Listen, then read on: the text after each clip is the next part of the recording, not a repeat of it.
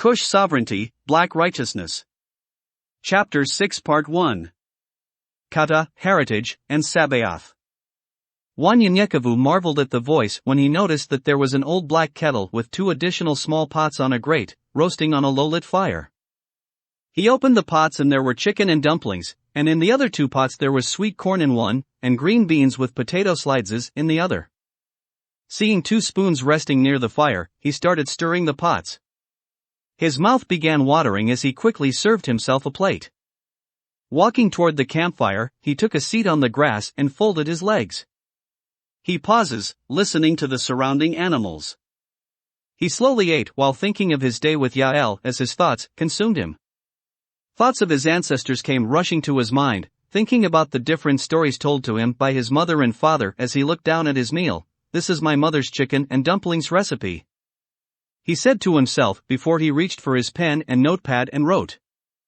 "Then I cry. Many seeing but not understanding." That's not a surprise for someone who specializes in deceiving.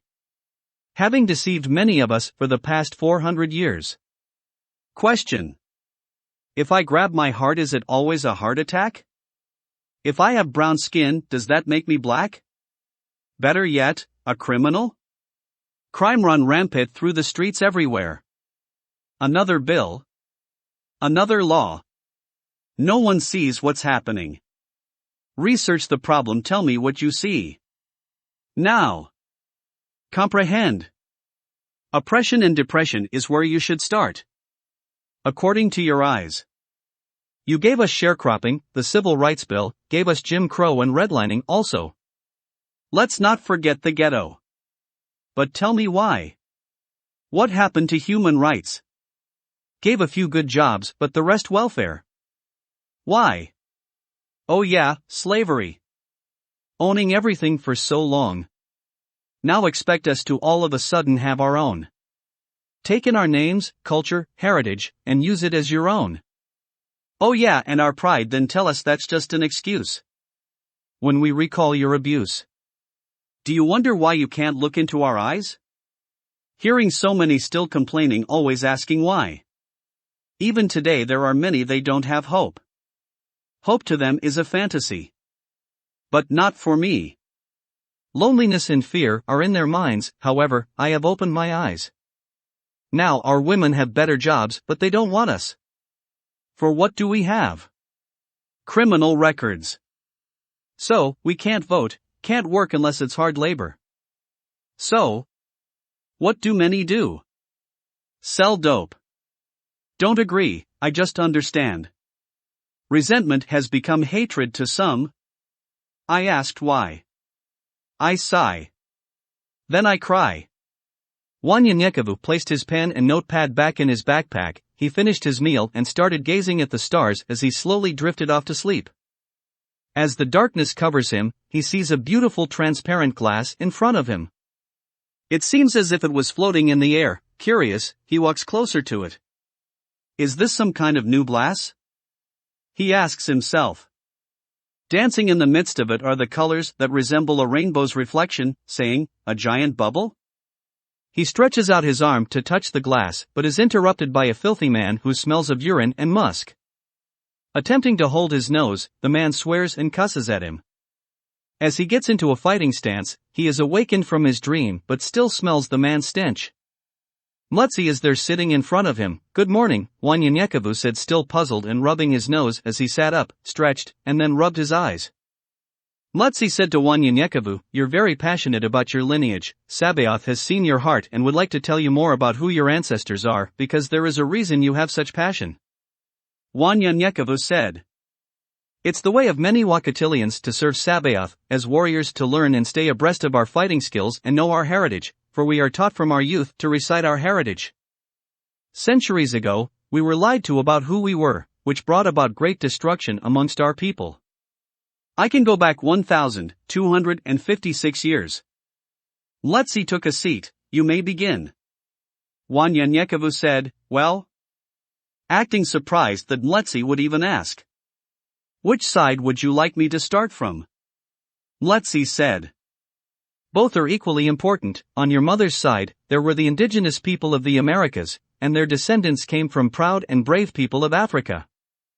Wanyenyekevu said, "Okay, on my mother's side." Mletsi interrupted him, however. "For this lesson, let's start with your father's side." Wanyenyekevu was shocked to hear what Mletsi had said and was curious, because he could not go any further than slavery on his mother's side and wanted to know more. "My father's side, I can give you 4 more generations than my mother's because of slavery, and I would like to learn more.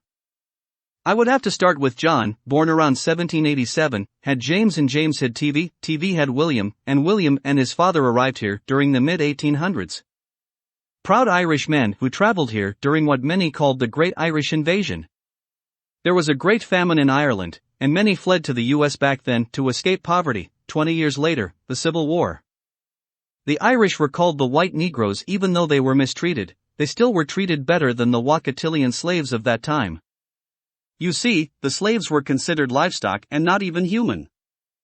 I remember reading some of Noah Ignatiev's books, an author and historian during that time. He said they referred to the Irish as niggers turned inside out, and the Negroes were labeled smoked Irish. Anyway, William was born in Ireland but eventually traveled south to Natchez, Mississippi. Like many others desperate for work, his family became overseers for the slave owners. William had Albert, and Albert bought up 99 acres of land, moved to a farm in the middle of Tallulah, Louisiana away from the public's eye, and married Catherine Wilson of Cammack, Louisiana, for their marriage was an abomination. They had 12 children. 6 boys, David, Albert Jr., Doyle, Willie, Johnny, and Jimmy, and 6 girls, Thelma, Bertha, Geraldine, Catherine, Mary Sue, and Albertine.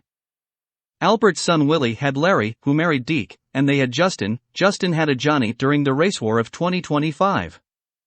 A Johnny had Alenia, Alenia had Namito, Namito had Kisama, Kisama had Bandile, Bandile had Bokomoso. Mletsi took a stick and started writing something in the dirt as Wanyenyekevu continued.